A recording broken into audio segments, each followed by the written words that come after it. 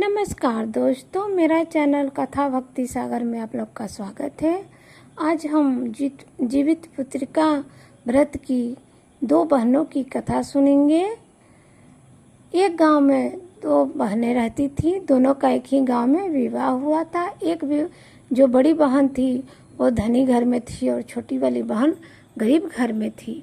इस कारण छोटी वाली बहन अपनी बड़ी बहन के घर काम धाम करने जाती थी, खाना पीना बनाने जाती थी।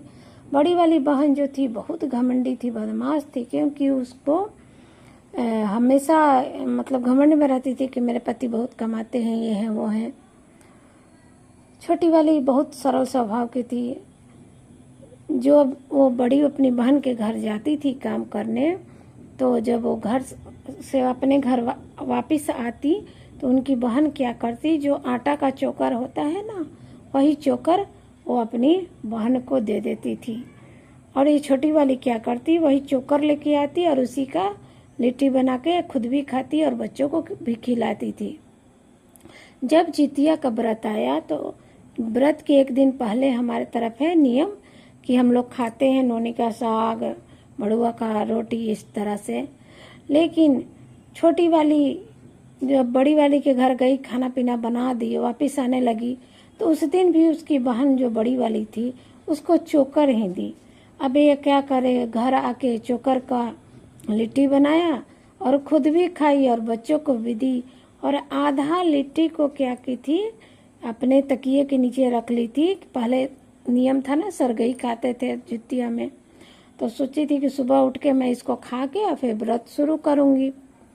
जब आधी रात हुआ, सो गई।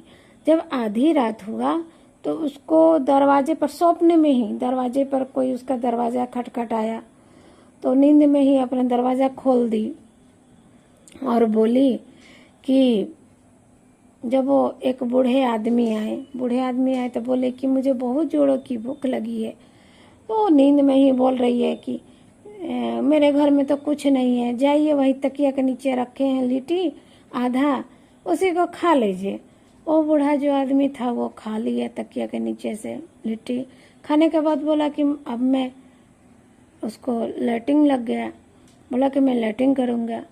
अब वो नींद में अंसा रही थी, बोले कि अब कहीं भी कर दीजिए ना, इतना बड़ा घर है, मड़ई है, झुपड़ी है, कहीं भी कर दीजिए। वो क्या किया आदमी, उसके घर के मड़ई में जहाँ तहाँ लैट्रिन कर दिया। उसके बाद अब बोल रहा है कि मैं कैसे धोऊं इसको। उसने कहा नींद में ही, जो छोटी वाली बहन थी, कि ये मेरा आंचल है, इसमें पोंछ लीजिए और अपने घर चले जाइए। उसने उसके आंचल में अपना लैट्रिन पोंछ लिया। इस तरह से वो अपना चला गया बूढ़ा बाबा। जब वो सुबह उठी तो उसको रात की बात याद आई। अब वो देख रही है कि पूरा घर में उसके सोने, जगह जगह सोना बिखरा हुआ है, उसके आंचल में भी सोना लगा हुआ है। अब उसको याद आया कि जब मैं नींद में थी तो कोई बूढ़े आदमी आए थे। वो समझ गई कि ये सब जितवाहन देवता की कृपा हुई है। अब वो दूसरे दिन उसने व्रत किया।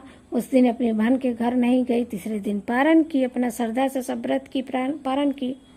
अब उसकी जो बड़ी बहन थी वो छटपटा रही थी, बोली कि मेरी बहन 2 दिन हो गया क्यों नहीं आ रही है।